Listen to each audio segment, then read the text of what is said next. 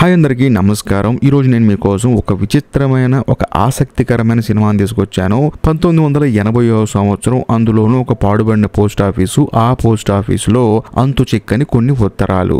ఆ ఉత్తరాలలో ఒక ఉత్తరానికి మాత్రం రక్తం అంటుకొని ఉంటుంది. దాని మీద నన్ను కాపాడండి, నేను ఆపదలో ఉన్నానని చెప్పేసి రాసి ఉంటుంది. ఆ ఉత్తరం ఎవరు పంపించారు, ఎవరు ఆపదలో ఉన్నారు, అదే పోస్ట్ ఆఫీసులో ఎంప్లాయ్గా పనిచేస్తున్న మన కథలో హీరో ఆ లెటర్ను పట్టుకొని ఆ మిస్టరీని ఛేదించాడా లేదా అనేది సినిమా కదా. సినిమా చాలా అంటే చాలా బాగుంటుంది. సస్పెన్స్ మామూలుగా ఉండదు. ఈ సినిమా పేరు ఏంటంటే డెడ్ మెయిల్. ఇంకా డైరెక్ట్ గా ఈ సినిమా కథలోకి వెళ్లే ముందు మీరు గనక మన ఛానల్ కి ఫస్ట్ టైం వస్తే దయచేసి సబ్స్క్రైబ్ చేసి బెల్ ఐకాన్ ప్రెస్ చేయండి. ఇంకా డైరెక్ట్ గా కథలోకి వెళ్తే ఈ సినిమా ఓపెనింగ్ ఒక పోస్ట్ బాక్స్ ని చూపిస్తారు. ఆ పోస్ట్ బాక్స్ చుట్టుపక్కల ఎవరు జనం ఉండరు. కాకపోతే ఆ పోస్ట్ బాక్స్ కి దగ్గర ఒక ఇల్లు ఉంటుంది అనమాట. ఆ ఇంట్లోంచి ఎవరో ఒక అతను పాక్కుంటూ వస్తూ ఉంటాడు. అంతేకాకుండా అతని చేతికి కాళ్ళకి సంఖ్యలు కట్టేసి ఉంటాయి. కానీ అతని చేతిలో రక్తం అంటుకున్న ఒక కాగితం మాత్రం ఉంటుంది అనమాట. దాని మీద నన్ను కాపాడండి అని చెప్పేసి రాసి ఉంటుంది. అతను ఏంటంటే ఆ కార్డుని తీసుకొచ్చి పోస్ట్ బాక్స్ లో వేద్దామని చెప్పి చూస్తూ ఉంటాడు. అదే సమయంలో ఆ ఇంట్లోంచి ఎవరో ఒక అతను నో అని చెప్పేసి పెద్దగా అరుచుకుంటూ వస్తూ ఉంటాడు. తాను వచ్చే లోపే ఈ లెటర్ ని ఆ పోస్ట్ బాక్స్ లో వేసేస్తాడు. కట్ చేస్తే మరుసటి రోజు ఒక పోస్ట్ ఆఫీస్ చూపిస్తారు. అదే పోస్ట్ ఆఫీస్ లో పనిచేస్తున్న యాన్, ఆ తర్వాత బెస్ అని ఇద్దరు లేడీని చూపిస్తారు. బేసికల్ గా రింగులు చుట్టూ అమ్మాయి పేరు యాన్ అనమాట. పక్కన ఒక అమ్మాయి పేరు బెస్. వీళ్ళిద్దరు ఏంటంటే లెటర్స్ మీద ఉన్న అడ్రస్లను బట్టి వాటన్నిటిని డివైడ్ చేస్తూ ఉంటారు. ఒకవేళ లెటర్ మీద అడ్రస్లు సరిగా లేకపోతే అదే పోస్ట్ ఆఫీస్ లో పనిచేస్తున్న మన కథలో హీరోకి చేస్తారనమాట.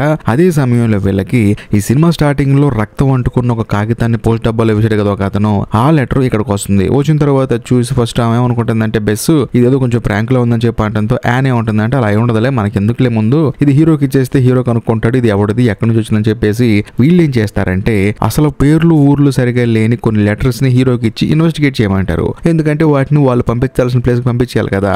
అందుకని డెడ్ లెటర్స్ అని చెప్పేసి, అంటే డెడ్ మెయిల్స్ అని చెప్పేసి తీసుకెళ్లి హీరో రూమ్ లో పడేస్తారు. బేసికల్ గా హీరో రూమ్ లో హీరో ఒక్కడే ఉంటాడు. తను మొత్తం ఎంక్వైరీ చేస్తూ ఉంటాడు. ఆ రూమ్ లోకి రావాలన్నా సరే ఎవరికైనా కష్టం అనమాట. అక్కడ ఒక సెక్యూరిటీ కూడా ఉంటాడు. సో దాంతో హీరో దగ్గరికి వెళ్లి డెడ్ మెయిల్స్ అని చెప్పేసి ప్రాపర్ గా ఒక బాక్స్ ఉంటుంది. ఆ బాక్స్ లో ఈ లెటర్ ని వేసేస్తారు. వేసిన తర్వాత మన కథలో హీరో కూడా ఆ లెటర్ ని తీసుకుంటాడు అనమాట. కాకపోతే ఫస్ట్ బ్లడ్ అంటే లెటర్ కాకుండా ఒక పేపర్ ఉంటుంది. దాంట్లో ఒక నెక్లెస్ ఉంటుంది. ఆ నెక్లెస్ అడ్రస్ మిస్ అయిపోయింది. అందులో ఒక అమ్మాయి ఏంటంటే తన కార్ లో వెళ్తున్నప్పుడు బాగా వర్షం పడటం వల్ల ఆ కార్ బ్రాండ్ పేరు కూడా రాస్తుంది అనమాట. ఒక ఏరియా పేరు చెప్పి ఆ ఏరియాలో తెగిపోయింది కాబట్టి అమ్మా నాన్న మీరు బాగు చేయించండి అని చెప్పేసి వాళ్ళ అమ్మా నాన్న పంపిస్తుంది. కాకపోతే ఆ వర్షంలో తడటం వల్ల 2 అడ్రస్లు చెరిగిపోతాయి అనమాట. కానీ ఈ మెయిల్ మాత్రం వీళ్ళకి వచ్చింది. సో హీరో ఏం చేస్తారంటే ఫస్ట్ ఆఫ్ ఆల్ ఆ కారు ఎక్కడి నుంచి వచ్చింది, అందులో ఉన్న కొన్ని ఏరియాలను నోట్ చేసుకొని రీసెంట్ గా వర్షం ఎక్కడెక్కడ పడిందని చెప్పేసి వెదర్ రిపోర్ట్ వాళ్ళకి ఫోన్ చేసి మొత్తం కనుక్కుంటాడు. దాంతో వాళ్ళు కూడా ఒక 3 సిటీలు చెప్తారనమాట. ఈ 3 సిటీలో వర్షం పడింది అని చెప్పేసి. దాంతో హీరో ఏం చేస్తాడంటే తన ఫ్రెండ్ రేణి అని చెప్పేసి ఒక అతను ఉంటాడు అనమాట. అతనికి ఫోన్ చేసి ఈ 3 సిటీల్లో ఈ కారు వేసుకొని తిరిగే అమ్మాయిలు ఎంతమంది ఉన్నారు, అది కూడా అమ్మాయి రాసిందన్నమాట లెటరు, ఇలాంటి అమ్మాయిలు ఎంతమంది ఉన్నారని చెప్పేసి ఆ అమ్మాయి పేరు మెన్షన్ చేస్తాడు. అందులో 76 మంది ఉన్నారని చెప్పేసి లిస్ట్ ఇస్తాడు వాడు కూడా. కాకపోతే ఈ బ్రాండ్ కారు వాడే వాళ్ళు ఎంతమంది ఉన్నారని చెప్పేసి అంటంతో మనోడు మొత్తం ఫిల్టర్ చేసి కంప్యూటర్ లో టైప్ చేసి ఒక 6 లిస్ట్ ఇస్తాడు. దాంతో హీరో కూడా వాళ్ళందరి పేర్లు నోట్ చేసుకుంటాడు. ఒక ఫ్యాక్స్ కూడా పంపిస్తాడు అనమాట. ఆ ఫ్యాక్స్ మొత్తాన్ని జిరాక్స్ తీసుకుంటాడు. ఆ తర్వాత అందులో ఉన్న కాంటాక్ట్ నెంబర్లు అన్నిటికీ ఫోన్ చేస్తే ఒక అమ్మాయి మాత్రం నెక్లెస్ దొరికిందా మీకు అని చెప్పేసి ఆశ్చర్యపోతుంది. ఎందుకంటే ఆ అమ్మాయి పంపించి చాలా రోజులు అవుతుంది. కాకపోతే హీరో ఇన్వెస్టిగేట్ చేసింది ఇప్పుడు కదా. దాంతో హీరో కూడా అడుగుతాడు ఈ నెక్లెస్ ఎలా ఉంటుంది, అందులో ఎన్ని రాళ్ళు ఉంటాయి, ఏ కలర్ తాడు ఉంటాయి అని చెప్పేసి మొత్తం ఎంక్వైరీ చేస్తే ఆ అమ్మాయి కూడా కరెక్ట్ గా చెప్తుంది. దాంతో హీరో ఏమంటాడంటే మీరేం కంగారు పడకండి, మీ అమ్మ నాన్నకి ఇంకో 3 days లో ఈ లెటర్ పంపించేస్తాను, దీంతో పాటు నెక్లెస్ కూడా వెళ్ళిపోతుందని చెప్పేసి దానికి ఒక రకమైన ట్యాగ్ వేస్తాడు అనమాట. ఎందుకంటే మిస్ అయిపోయి మళ్ళీ ఇప్పుడు వెళ్తుంది కదా, అందుకని దానికి ట్యాగ్ వేస్తాడు. ఆ ట్యాగ్ వేస్తే మీనింగ్ ఏంటంటే ఇది వెళ్ళిపోవాల్సిన ప్లేస్ కి వెళ్ళిపోయే అడ్రస్ దొరికింది అని చెప్పేసి. ఆ తర్వాత నెక్లెస్ ని పక్కన పెట్టేసి ఇప్పుడు రక్తం అంటుకున్న ఆ లెటర్ ని తీసి చూస్తాడు. చూసిన తర్వాత హీరోకి ఏంటంటే ఫస్ట్ ఇది ఫేక్ అనిపిస్తుంది. కాకపోతే మళ్ళీ ఆ లెటర్ తీసుకొని అక్కడ నుంచి తన హాస్టల్ కి వెళ్ళిపోతాడు. బేసికల్ గా హాస్టల్ ఏంటంటే ఒంటరిగా ఉండే మగవాళ్ళ కోసం కట్టిన హాస్టల్. అందులోనే చాలా తక్కువ రేటుకు ఉండొచ్చు అనమాట అక్కడ. అందుకని హీరో ఒంటరుడు కాబట్టి అక్కడే ఉంటాడు. ఆ తర్వాత హీరో రూమ్ కి వెళ్ళిన తర్వాత రక్తం అంటుకున్న లెటర్ తీస్తాడు. తీసిన తర్వాత తనకు వచ్చే ఫస్ట్ డౌట్ ఏంటంటే ఇది అసలు నిజంగానే బ్లడ్ లేకపోతే రెడ్ కలర్ రంగు అని చెప్పేసి ఒక వైట్ పేపర్ తీసుకొని దాని మీద రెడ్ కలర్ రంగు వేస్తాడు. ఆ తర్వాత చేతికి చిన్న గాయం చేసుకొని తన రక్తాన్ని కూడా ఆ పేపర్ మీద పోస్తాడు. పూసిన తర్వాత ఆ లెటర్ చూస్తాడు. చూస్తే తనకు అర్థమైపోతుంది ఇది నిజంగానే బ్లడ్ అని చెప్పేసి. దాంతో ఆ కవర్ తీసేసుకొని ఆ టేబుల్ డ్రాయర్ లో పెడతాడు. ఆ తర్వాత వాష్రూమ్ కి వెళ్తాడు. అదే సమయంలో హీరో రూమ్ లోకి ఇంకో ఆయన వస్తాడు అనమాట. బేసికల్ గా హీరో లాగే తాను కూడా ఉంటాడు. తాను ఏంటంటే బిజినెస్ మొత్తం లాస్ అయిపోయిందని చెప్పేసి తక్కువ ఖర్చుతో ఇక్కడ ఉండొచ్చు అని చెప్పేసి హాస్టల్కి వచ్చానని చెప్పడంతో హీరో కూడా సరే ఉండమని చెప్పంటాడు. కాకపోతే తన బాధ మొత్తం విన్న తర్వాత హీరో ఏమంటాడంటే మీరేం కంగారు పడకండి, మనందరం ఏదో ఒక సమయంలో ఫెయిల్ అవుతూ ఉంటాము, అలానే జీవితాంతం ఫెయిల్ అయిపోతూ ఉంటాం కదా అని చెప్పేసి ఆయనకి ధైర్యం చెప్తాడు. ఆ తర్వాత అతను కూడా పడుకుంటాడు అనమాట. కట్ చేస్తే మరుసటి రోజు హీరో మళ్ళీ తన పోస్ట్ ఆఫీస్ కి వస్తాడు. వచ్చిన తర్వాత తన రూమ్ లోకి వెళ్దామని చూస్తే తన తాళం ఎక్కడో మిస్ అయిపోయి ఉంటుంది. దాంతో సెక్యూరిటీని పిలిచి తన రూమ్ తాళం ఓపెన్ చేయమంటాడు. లోపలికి వెళ్తాడు. వెళ్ళిన తర్వాత హీరోకి ఏంటంటే ఆ లెటర్ నిజంగానే ఎవరో కిడ్నాప్ అయ్యారు, ఆ కిడ్నాప్ అయిన వాళ్ళు కాపాడాలని చెప్పేసి ఈ లెటర్ తీసి పోస్ట్ బాక్స్ లో వేశారని చెప్పేసి హీరోకి అర్థమైపోయి తానేం చేస్తాడంటే తన ఫ్రెండ్ కు ఫోన్ చేస్తాడు. ఫోన్ చేసి ఇలా లెటర్ వచ్చింది, దాని మీద కంట్రీ రోడ్ అని చెప్పేసి ఒక అడ్రస్ ఉంది, అందులోను ఆ రోడ్ లోనే వైట్ పెయింట్ వేసిన హౌస్ అని చెప్పేసి రాసుంది, కాబట్టి నువ్వు అన్ని చెక్ చేసి వైట్ పెయింట్ వేసిన హౌస్లు ఎన్నున్నాయో మొత్తం లెక్క చెప్పాలి, వాళ్ళ అడ్రస్లు మొత్తం నాకు కావాలని చెప్పడంతో హీరో వాళ్ళ ఫ్రెండ్ కూడా సరే అని చెప్పేసి ఇదంతా ఫ్యాక్స్ ఇవ్వడం కరెక్ట్ కాదని చెప్పేసి మనోడు ఏం చేస్తాడంటే 1 by 1 పేరు చెప్తుంటాడు అనమాట. మొత్తం 86 పేర్లు వస్తాయి. హీరో కూడా సరే అని చెప్పేసి నోట్ చేసుకుంటూ ఉంటాడు. సడన్ గా గదిలోకి ఎవడో ఒక ఎంట్రీ ఇచ్చేసి హీరో అడుగుతాడు నువ్వు ఎవరితో మాట్లాడుతున్నావు అని చెప్పేసి. హీరో కూడా వాడిని చూసి షాక్ అయిపోతాడు, నువ్వేంటి ఇక్కడ అని చెప్పి. వాడు ఎవడో కాదు, హీరోతో నిన్న రూమ్ షేర్ చేసుకున్నాడు కదా రూమ్మేట్ గాడు, వాడనమాట. వాడు వెంటనే హీరోని బలంగా ఒక సుత్తితో కొట్టేసి పక్కన ఫోన్ తీసుకుని నేను మేనేజర్ని మాట్లాడుతున్నాను, మీరు ఎవరు మాట్లాడుతున్నారని చెప్పేసి అంటాడు. దాంతో హీరోల ఫ్రెండ్కి అర్థమైపోతుంది అసలు మేనేజర్ ఉన్నాడు అక్కడ, వీడెవడో మేనేజర్ అంటున్నాడు అని చెప్పేసి తానేమో ఫోన్ కట్ చేస్తాడు. ఆ తర్వాత టేబుల్ మీద ఉన్న ఆ లెటర్ తీసుకొని హీరోని తన బెల్ట్ తో గొంతుండుల మీద చంపేస్తాడు. దాంతో హీరో కూడా అక్కడే చనిపోతాడు. ఇది మాత్రం షాకింగ్ నాకు, అసలు కథలో హీరో చనిపోవడం ఏంటో. కట్ చేస్తే ఇప్పుడు బాత్రూమ్ లో కిడ్నాప్ అయిన వ్యక్తిని చూపిస్తారనమాట. అతను కిడ్నాప్ చేసింది ఎవరో కాదు, ఇంతకు ముందు పోస్ట్ ఆఫీస్ లో హీరోని చంపిన అతనే. బేసికల్ గా అతనే ఈ కథలో కిడ్నాపర్. ఇక మీద మనం కిడ్నాపర్ అని పిలుచుకుందాము. ఈ కిడ్నాపర్ గాడు ఏంటంటే హీరోని చంపేసి పోస్ట్ ఆఫీస్ లో ఉన్న లెటర్ తీసుకొచ్చాడు కదా, ఆ లెటర్ పాపం రాసి పోస్ట్ డబ్బాలో వేసిన కిడ్నాప్ అయిన అతను చూపిస్తాడు. అతను కూడా షాక్ అయిపోతాడు. కట్ చేస్తే కథ ఇప్పుడు ఫ్లాష్ బ్యాక్ వెళ్తుంది. ఈ ఫ్లాష్ బ్యాక్ లో కిడ్నాపర్ ఎవరు, అసలు కిడ్నాప్ అయిన అతను ఎవరు అని చెప్పేసి మనకు డీటెయిల్ గా చెప్తారనమాట. బేసికల్ గా కిడ్నాపర్ కి ఏంటంటే మ్యూజిక్ అంటే చాలా ఇష్టం అనమాట. అందులోనూ సింథసైజర్ అని చెప్పేసి ఒక మ్యూజిక్ ఇన్స్ట్రుమెంట్ ఉంటుంది, అదంటే ఇంకా ఇష్టం. దాంతో ఆ మ్యూజియం కి వెళ్తాడు. వెళ్ళిన తర్వాత అక్కడ జోష్ అనే వ్యక్తి కలుస్తాడు. అతన్నే మనోడు కిడ్నాప్ చేసింది అనమాట. అతను కూడా సింథసైజర్ లోనే రకరకాల ట్యూన్స్ తో ప్లే చేస్తూ ఉంటాడు. కాకపోతే ఈ కంపెనీ జపాన్ వాళ్ళు రన్ చేస్తున్నారు. జపాన్ వాళ్ళ దగ్గర ఇంకా చాలా అడ్వాన్స్ టెక్నాలజీ ఉందని, వాళ్ళ టెక్నాలజీతో దీంట్లో రకరకాల మ్యూజిక్లు వాయించవచ్చని. మామూలుగా కీబోర్డ్ లో ఏమొస్తుంది, ఫిక్స్డ్ గా కొన్ని టోన్స్ వస్తాయి, కానీ దీంట్లో విచిత్రమైన టోన్స్ ప్లే చేయొచ్చు అని చెప్పేసి ఎలాగైనా సరే జపాన్ వాళ్ళ దగ్గర తనకు జాబ్ రావాలని, అదే తన జీవిత లక్ష్యం చెప్పేసి అంటాడు. కాకపోతే ఈ జోష్ ఇంకో మాట కూడా చెప్తాడు. అదేంటంటే ఆ జపాన్ వాళ్ళ దగ్గర టెక్నాలజీని మన దగ్గర తీసుకురావడానికి నా దగ్గర టాలెంట్ ఉంది, కానీ తన దగ్గర డబ్బులు లేవని చెప్పి అంటాడు. దాంతో కిడ్నాపర్ ఏమంటాడంటే నువ్వేం కంగారు పడకు, నువ్వు ఏదైతే ఇన్స్ట్రుమెంట్ ని డెవలప్ చేయాలనుకుంటున్నావు దానికి నేను హెల్ప్ చేస్తాను, నీకు నేను పార్ట్నర్ గా ఉంటానని చెప్పి అంటంతో పాపం జోష్ ఎంతగానో ఆనందపడతాడు. కట్ చేస్తే మరుసటి రోజు కిడ్నాపర్ రూమ్ చూపిస్తారనమాట. మనోడు ఇంటి నిండా స్పీకర్లే, బాత్రూమ్ లో కూడా స్పీకర్లు పెట్టుకుని పాటలు వింటూ ఉంటాడు. మనోడికి మ్యూజిక్ అంటే అంత ఇష్టం. మరోవైపు జోష్ ని చూపిస్తారు. జోష్ కి ఏంటంటే ఆ మ్యూజిక్ ఎక్విప్మెంట్ ని ఇంకా డెవలప్ చేయడానికి రకరకాల పాటలన్నీ పాపం కిడ్నాపర్ కొనిస్తాడు. దాంతో జోష్ కూడా ఆనందపడతాడు, ఇలాంటి పార్ట్నర్ దొరికాడా అని చెప్పేసి. దాంతో మనోడు కూడా ఎంతో కష్టపడి ఆ ఇన్స్ట్రుమెంట్ ని రెడీ చేస్తాడు.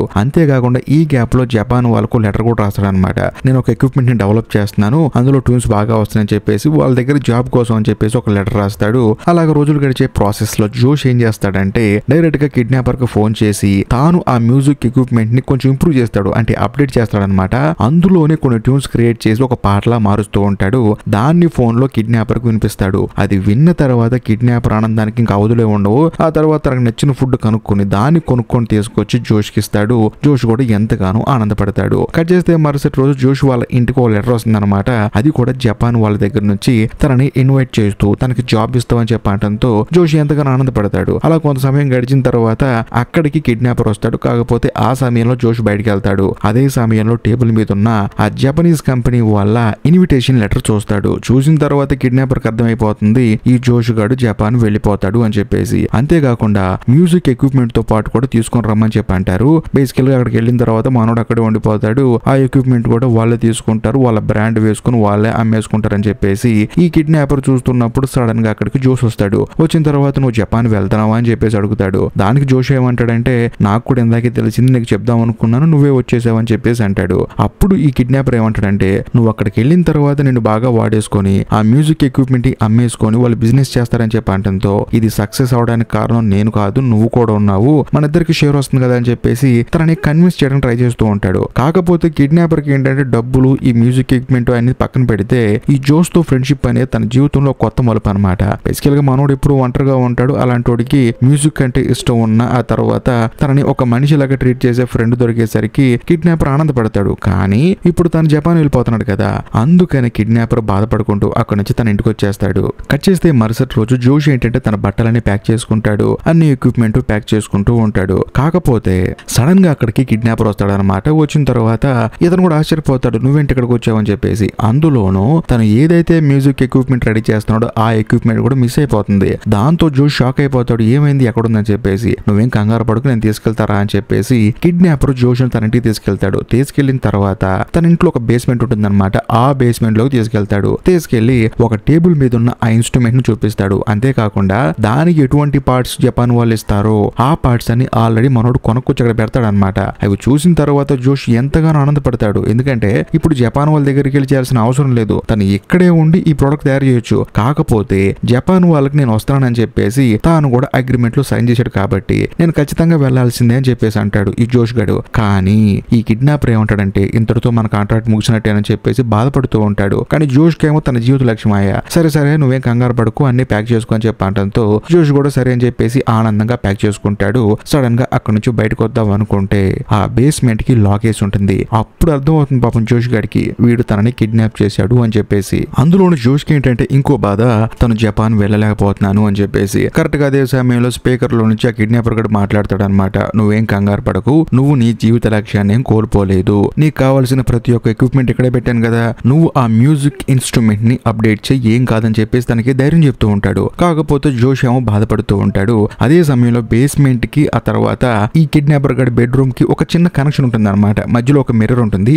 ఆ మిర్రర్ నుంచి మనోడికి ఫుడ్ పంపిస్తాడు. అప్పుడు ఈ కిడ్నాపర్ గాడు తన కథ చెప్పడం మొదలు పెడతాడు.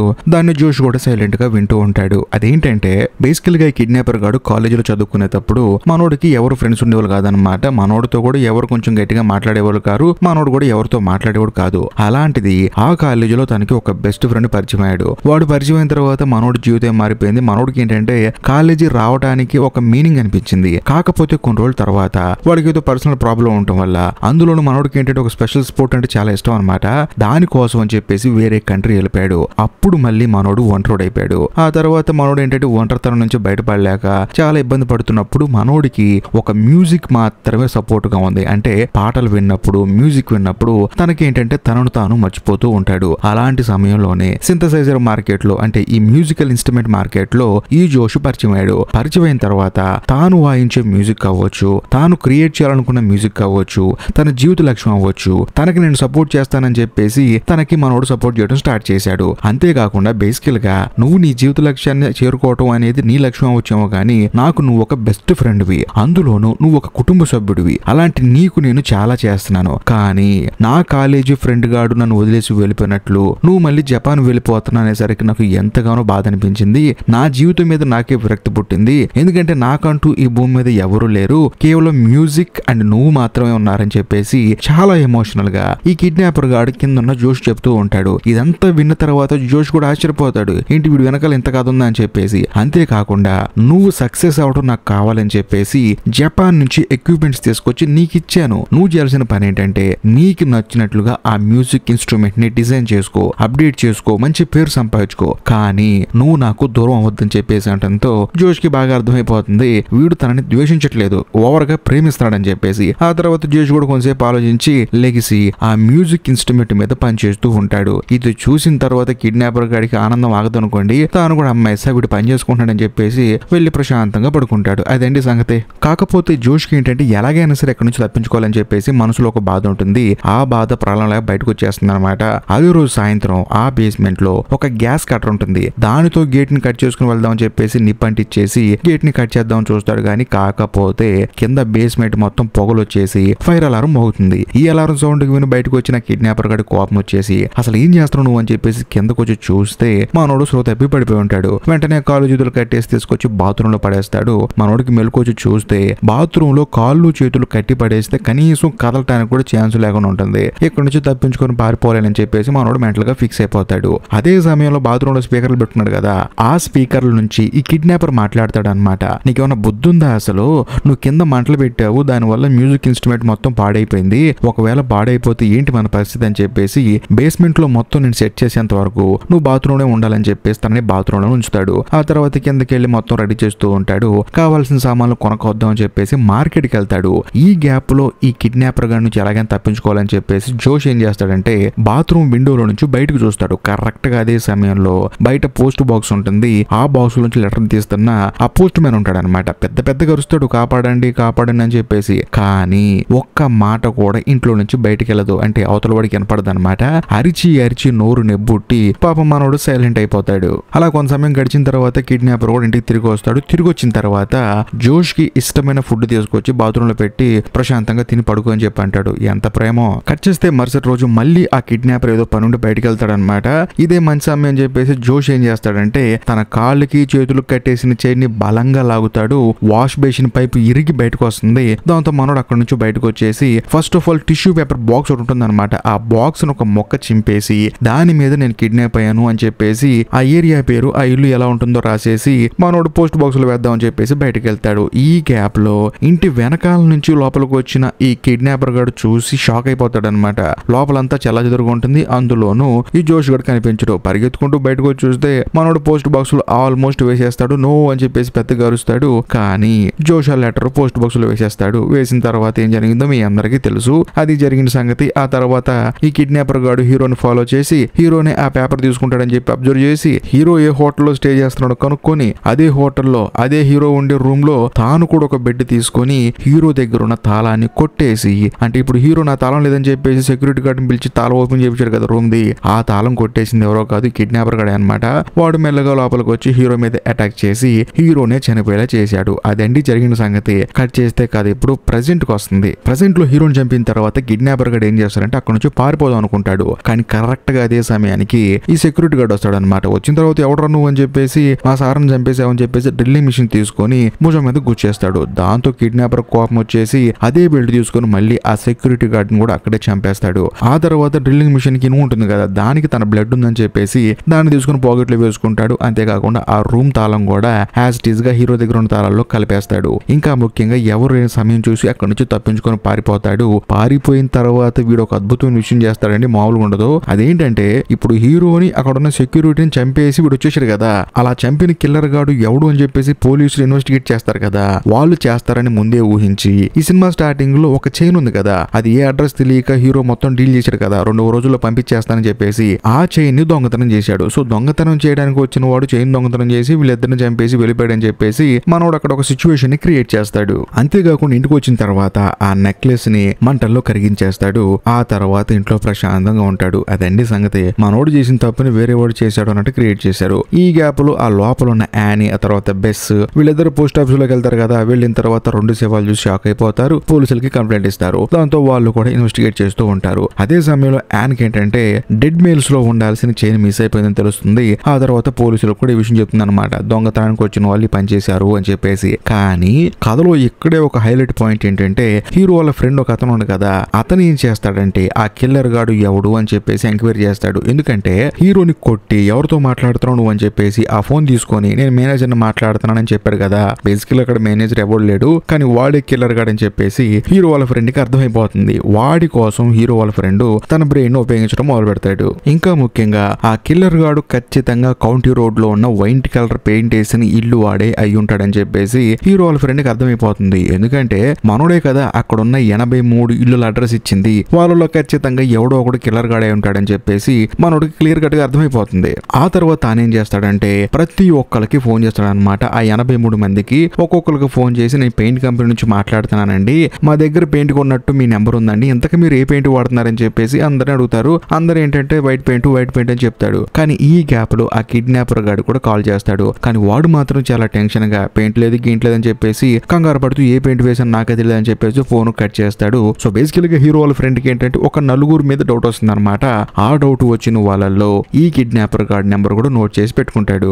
ఆ తర్వాత హీరో ఫ్రెండ్ ఏం చేస్తాడంటే పోస్ట్ ఆఫీస్ లో పనిచేస్తున్న యాన్ కి ఫోన్ చేస్తాడు. బేసికల్ గా హీరోకి ఇలా ఫ్రెండ్ ఉన్న సంగతి యాన్ కి తెలుసు. కాకపోతే వీళ్ళు ఏంటంటే ఎప్పుడు మాట్లాడుకోరు అనమాట. బేసికల్ గా హీరో ఎవరితో ఫ్రెండ్షిప్ చేయడు, కానీ ఒకే ఒక్క తన ఫ్రెండ్ తో ఫ్రెండ్షిప్ చేస్తున్నాడు. ఇప్పుడు మాట్లాడుతున్న కూడా తనే అనుకోండి. తాను ఫోన్ చేసి ఏంటి అసలు హీరో కేసు సంగతి ఏమైందని చెప్పాడు. అయితే యాన్ కూడా జరిగింది మొత్తం చెప్తుంది. ఇలా చైన్ దొంగతనం చేయడానికి వచ్చిన వాడు ఇద్దరిని చంపేశాడు, అది జరిగిందని చెప్పేసి అంటంతో ఈ హీరో వాళ్ళ ఫ్రెండ్ ఏమంటాడంటే అలాంటిదేమీ లేదు, మీరు అనుకుంటున్నట్లు దొంగతనం కాదు, ప్రీ ప్లాన్డ్ గా జరిగిన మర్డర్ అది. ఎందుకంటే మర్డర్ చేయడానికి వచ్చిన వాడు హీరోని పేరు పెట్టి పిలిచాడు అంటే హీరోకి తెలిసిన వాడు అక్కడికి వచ్చాడు. ఇంకా ముఖ్యంగా ఒకవేళ హీరో ఉంటున్న హోటల్లో కూడా వాడు ఉండవచ్చు, నేను మీకు ఒక 4 పేర్లు ఇస్తానని చెప్పేసి హీరో ఇందాక ఎంక్వైరీ చేశాడు కదా, మీ ఇంటికి పెయింట్ వేసుకున్నారా, ఏ కలర్ పెయింట్ వేశారు అని చెప్పేసి అందులో 4 లిస్ట్ తీశాడు కదా, ఆ 4 పేర్లు ఇచ్చేసి ఈ 4 పేర్లు హీరో చనిపోవడానికి ముందు రోజు హీరో ఉంటున్న హోటల్లో జాయిన్ అయిన వాళ్ళైతే ఖచ్చితంగా చెప్పు, ఎవడైతే ఉంటాడో వాడే కిల్లర్ అని చెప్పేసి అంటంతో ఆ 4 పేర్లు తీసుకుని ఆయన కూడా హీరో స్టే చేసిన ఆ హోటల్ కి బయలుదేరి వెళ్తుంది. వెళ్ళిన తర్వాత ఎవరెవరు హోటల్లో ఉన్నారు కొంచెం డీటెయిల్స్ ఇస్తారని చెప్పి అంటంతో అలా ఇవ్వడం కుదరదమ్మా, కాకపోతే హోటల్లో దిగే ముందు వాళ్ళని ఒక ఫోటో తీసుకొని ఆ ఫోటో కింద వాళ్ళ పేరు రాసుకొని మేము గోడ మీద అంటిస్తాం, కావాలంటే చూసుకోండి అని చెప్పేసి అంటంతో వీళ్ళు కూడా సరే అని చెప్పేసి హీరో వాళ్ళ ఫ్రెండ్ ఇచ్చిన ఆ లిస్ట్ తీసుకుని వెళ్తారు. వెళ్ళి చూస్తే అందులో 4 ఏంటంటే కౌంటీ రోడ్ లో ఉంటున్నారని తెలుస్తుంది అనమాట. సో అక్కడ ఉన్న వాళ్ళు ఇక్కడికి వచ్చి హోటల్లో రూమ్ తీసుకున్నారు అని చెప్పేసి అర్థమైపోతుంది. దాంతో ఈ విషయం కాస్త హీరో వాళ్ళ ఫ్రెండ్ కి యాన్ ఎక్స్ప్లెయిన్ చేస్తుంది. దాంతో హీరో వాళ్ళ ఫ్రెండ్ ఏమంటాడంటే మీరు గనక అక్కడికి వెళ్ళి ఆ 4 ఎంక్వైరీ చేస్తే అందులో కిల్లర్ గడవడం మనకు తెలిసిపోతుంది, కేసు చాలా ఫాస్ట్ గా క్లోజ్ అయిపోతుందని చెప్పి అనడంతో పోస్ట్ ఆఫీస్ లో పనిచేసే యాన్ అలాగే బెస్ ఇద్దరు కలిసి ఆ కౌంటీ రోడ్ కి వెళ్తారు. కాకపోతే వీళ్ళు అక్కడికి వెళ్ళిన తర్వాత తెలిసే విషయం ఏంటంటే హీరో చనిపోయిన కేసుని పోలీసులు కొట్టేశారని తెలుస్తుంది. ఎందుకంటే దొంగతనం చేయడానికి వచ్చిన వాడే ఇద్దరిని చంపేసి ఆ గొలుసు దొంగతనం చేసి అక్కడి నుంచి వెళ్ళిపోయారని చెప్పేసి వాళ్ళు కేసును కొట్టేశారు. కాకపోతే హీరో వాళ్ళ ఫ్రెండ్ ఇచ్చిన టాస్క్ ని కంప్లీట్ చేస్తే నిజమైన కిల్లర్ బయటపడతాడని చెప్పేసి వీళ్ళిద్దరూ ఆ కిల్లర్ ని పట్టుకోవడానికి బయలుదేరతారు. వెళ్ళిన తర్వాత మొట్టమొదటిగా ఒక అతని ఇంటికి వెళ్తారు. అతన్ని ఎంక్వైరీ చేస్తే నేను అసలు హోటల్ అని దిగలేదండి అని చెప్పేసి అంటాడు. దాంతో వాళ్ళకి అర్థమైపోతుంది వీళ్ళు రాంగ్ అడ్రస్ రాసుకున్నారు అని చెప్పేసి. కట్ చేస్తే మరోవైపు జోష్ ని చూపిస్తారు. తానేంటంటే బాత్రూమ్ లో ప్రశాంతంగా పడుకొని ఉంటాడు. కానీ ఆ కిడ్నాపర్ గడు ఏం చేస్తాడంటే కింద ఉన్న మ్యూజిక్ ఎక్విప్మెంట్స్ మొత్తం పైకి తీసుకొచ్చి మొత్తం ప్యాక్ చేస్తాడు. ఆ తర్వాత ఒక విషయం తీసుకొచ్చి ఫుడ్ లో మిక్స్ చేస్తాడు. ఆ ఫుడ్ ని జోష్ కి ఇద్దామని ప్రిపేర్ అవుతాడు. ఎందుకంటే తనకి ఎన్ని అవకాశాలు ఇచ్చినా తనకి ఎంత నచ్చ చెప్పినా సరే ఇక్కడ నుంచి పారిపోవాలని చూస్తున్నాడు కదా, ఒకవేళ బయటకు పారిపోతే పోలీసులు చెప్పి తన జీవితం మొత్తాన్ని నాశనం చేస్తాడని చెప్పేసి మనోడికి ఫుడ్ లో విషయం పెట్టి చంపేద్దామని చెప్పేసి మెంటల్ గా ప్రిపేర్ అయిపోతాడు. ఆ ఫుడ్ ని తీసుకెళ్లి తనకు పెట్టే గ్యాప్ లో బయట ఎవరో తలుపు కొడతారు. బయట తలుపు కొట్టింది ఎవరు? పోస్ట్ ఆఫీస్ నుంచి వచ్చిన యాన్ అనమాట. ఈ విషయం మనోడికి తెలియక వెళ్లి తలుపు తీసి చూస్తే బయట యాన్ ఉంటుంది. కాకపోతే యాన్ కి ఏంటంటే మనోడు కనిపించడు అనమాట. మనోడు స్టన్ అయిపోతాడు. ఎందుకంటే హీరోని చంపడానికి పోస్ట్ ఆఫీస్ కి వెళ్ళినప్పుడు యాన్ ని అక్కడ చూస్తాడు. ఈ అమ్మాయి పోస్ట్ ఆఫీస్ లో పనిచేసే అమ్మాయి కదా, ఈ అమ్మాయి ఇంటి ఇక్కడికి వచ్చిందని చెప్పేసి మనోడు స్టన్ అయిపోయి ఒక తలుపు చోటు నుంచి చూస్తూ ఉంటాడు అనమాట. యాన్ కూడా చిరాకు వచ్చేసి ఎవరు బయటికి రాలేదంటే అని చెప్పేసి అక్కడ నుంచి వెళ్ళిపోయే గ్యాప్ లో అప్పుడు మనోడు తలుపు తీస్తాడు. ఎవరండి మీరని చెప్పేసి అమాయకంగా అడుగుతాడు. యాన్ ఏమంటుందంటే లేదండి పలానా హోటల్ నుంచి వచ్చాము, మీరు హోటల్లో స్టే చేశారు కదా, ఒకసారి మీరు వెళ్ళారా లేదా అని కనుక్కుందాం వచ్చామని చెప్పేసి అంటంతో యాన్ మాట్లాడుతుంది అబద్ధం అని తెలుసు, తనను పట్టుకోవడానికి వచ్చిన సంగతి కూడా తెలుసు. అయినా సరే మనోడు ఏం చేస్తాడంటే తనతో నవ్వుతూ మాట్లాడుతూ లేదండి ఇందాక నేను వంటగదిలో ఉన్నాను, అందుకని మీరు బెల్లి కొట్టిన కూడా వినపడలేదు, లోపలికి రండి మాట్లాడుకుందాం అని చెప్పేసి యాన్ ని లోపలికి తీసుకెళ్తాడు. కాకపోతే ఇక్కడ ఒక హైలైట్ విషయం ఏంటంటే యాన్ లోపలికి వెళ్ళింది కదా, అదే బయట కారులో బెస్ మాత్రం యాన్ లోపలికి వెళ్ళటాన్ని చూసి లోపల ఏం జరుగుతుందా అని చెప్పేసి అబ్జర్వ్ చేస్తూ ఉంటుంది. కాకపోతే కిడ్నాపర్ గడికి తెలియదు 2 అమ్మాయిలు వచ్చారని చెప్పేసి, ఒక అమ్మాయి వచ్చిందని చెప్పేసి తనని నవ్వుతూ లోపల తీసుకెళ్లాడు. ఆ తర్వాత ఏం జరుగుతుందో ఇదిలా ఉంటే లోపలికి వెళ్ళిన తర్వాత కిడ్నాపర్ గడు ఏమంటాడంటే మీరు ఇక్కడే కూర్చుండండి కొంచెం పని ఉందని చెప్పేసి లోపలికి వెళ్తాడు. వెళ్ళిన తర్వాత మానవుడు బేస్మెంట్ లోకి వెళ్తాడనమాట. ఎందుకంటే లోపల ఒక సుత్తి తీసుకొని ఇక్కడే యాన్ ని చంపేద్దామని చెప్పేసి మెంటల్ గా ప్రిపేర్ అయిపోయి సుత్తి కోసం వెళ్తాడు. ఇంకోవైపు యాన్ ఏం చేస్తున్నట్టు చుట్టూ చూస్తున్నప్పుడు తన కాళ్ళ దగ్గర ఒక ట్యాగ్ కనిపిస్తుంది. ఆ ట్యాగ్ పోస్ట్ ఆఫీస్ లో వాల్యుబుల్ వస్తువులకి లేకపోతే మిస్ అయిపోయిన వస్తువులకు వేసే ట్యాగు, ఇంకా ముఖ్యంగా హీరో ఆ చైన్ కేసిన ట్యాగ్ అనమాట. ఇది చూసిన తర్వాత యాన్ కి అర్థమైపోతుంది ఆ దొంగతనం చేయడానికి వచ్చిన వాడు వీడే, అక్కడ ఇద్దరిని చంపేసింది వీడే అని చెప్పేసి తనకు భయం వేసి ఇక్కడి నుంచి ముందు తప్పించుకొని బయటికి వెళ్ళి ఆ తర్వాత పోలీసులు తీసుకొద్దామని చెప్పేసి బయటికి వెళ్ళి డోర్ తీద్దామని చూస్తే డోర్ ఏమో రాదు. ఇలా కాదు బెడ్రూమ్ లోకి వెళ్ళి విండోలు తప్పించుకుందామని చూస్తే బెడ్రూమ్ లో నుంచి కింద బేస్మెంట్ కి మధ్యలో ఒక అద్దం ఉంటుంది కదా, ఆ అద్దంలో చూస్తే కింద ఆ కిడ్నాపర్ గాడు సుత్తి తీసుకొని యాన్ ని ఎలా చంపాలా అని చెప్పేసి ప్రాక్టీస్ చేస్తూ ఉంటాడు. ఇది చూసిన తర్వాత యాన్ కి బుర్ర బ్లాంక్ అయిపోతుంది. ఆ తర్వాత ఎలాగైనా సరే బాత్రూమ్ లోకి వెళ్ళి బాత్రూమ్ విండో నుంచి పారిపోదామని చూస్తే లోపల జోష్ ఉంటాడు. మనోడు చూసిన తర్వాత ముందు వెళ్లి కట్లు ఇప్పుతూ ఉంటుంది. మరోవైపు ఆ కిడ్నాపర్ గాడు పైకి వస్తున్నప్పుడు బాత్రూమ్ లో సౌండ్స్ వస్తూ ఉంటాయి. దాంతో మనోడికి అర్థమైపోతుంది ఇద్దరు బాత్రూమ్ లోనే ఉన్నారు అని చెప్పేసి. కాకపోతే మనోడు ఏంటంటే వాళ్ళిద్దరిని చంపకుండా డైరెక్ట్ గా మైక్ తీసుకొని జోష్ ఇక మీదట మన కాంట్రాక్ట్ ముగిసిపోయింది, మన ఇద్దరం విడిపోతున్నాం అని చెప్పేసి అంటాడు. ఇంకా ముఖ్యంగా ఎవరిని ఏమి చేయకుండా బయటికి వెళ్లి కారు స్టార్ట్ చేసుకుని అక్కడ నుంచి నుంచి వెళ్ళిపోతాడు. దాంతో అప్పుడు మనకు అర్థం అవుతుంది, ఎందుకంటే ఈ కిడ్నాపర్ గాడు జోష్ని చంపుదామని చెప్పేసి లోపల కట్టిపడేయలేదు. ఎలాగైనా సరే తన ఫ్రెండ్ చేసుకుందాము, తనతో జీవితాంతం హ్యాపీగా ఉందాం అనుకున్నాడు. కానీ ఎప్పుడైతే యాన్ లోపలికి వచ్చిందో పగడ్బందీగా ఇంక ఇదంతా జరగదని చెప్పేసి, వీళ్ళిద్దరిని చంపినా కూడా ఉపయోగం లేదని చెప్పేసి తన కారు తీసుకుని అక్కడి నుంచి బయటికి పారిపోయాడు. అలా కొంత సమయం గడిచిన తర్వాత యాన్ కూడా ఎలాగోలా కష్టపడి ఇక జోష్ చేతుకున్న సంఖ్యలు మొత్తం విడిపించి తనని ఇంట్లో నుంచి బయటికి తీసుకొస్తుంది. బయటకు వచ్చిన తర్వాత జోష్ కి ఏంటంటే పోయిన ప్రాణాలు తిరిగి వచ్చినట్టు అనిపిస్తుంది అనమాట. ఎందుకంటే ఏదో ఒక రోజు తను చనిపోతానని చెప్పేసి మెంటల్ గా ఫిక్స్ అయిపోయాడు. కానీ యాన్ వచ్చేసి తనని కాపాడేసరికి పోయిన ప్రాణం తిరిగి వచ్చినట్లు అనిపిస్తుంది. కట్ చేస్తే మరోవైపు కిడ్నాపర్ చూపిస్తారు. తానేంటంటే వేరే ఊరు వెళ్ళిపోయి వేరే ఇంట్లో దిగుతాడు. అంతేకాకుండా ఈ జోష్ ఏదైతే మ్యూజిక్ ఇన్స్ట్రుమెంట్ ని అప్డేట్ చేసి దాంట్లో ఒక సాంగ్ ని కంపోజ్ చేస్తాడనమాట.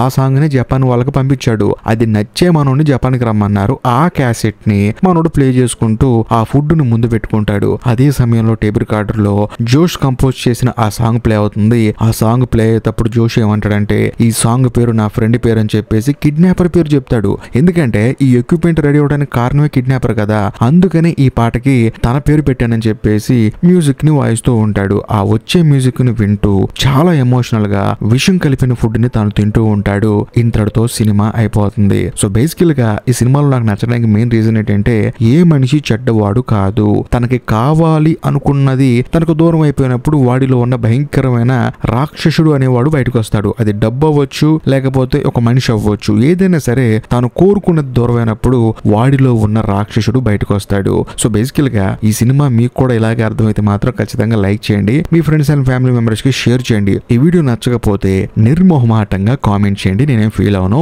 ఇంకా లాస్ట్ అండ్ ఫైనల్ గా నేను మీకు చెప్పొచ్చేది ఏంటంటే ఇలాంటి డిఫరెంట్ అండ్ మిస్టరీ థ్రిల్లర్ సినిమాలు మీరు మరిన్ని చూడాలనుకుంటే ఖచ్చితంగా మన ఛానల్ ని సబ్స్క్రైబ్ చేసి బెల్ ఐకాన్ ప్రెస్ చేయండి. ఎందుకంటే మన ఛానల్లో వచ్చే ప్రతి ఒక్క వీడియో మీరు మిస్ అవ్వకూడదు కదా, అందుకని బాయ్.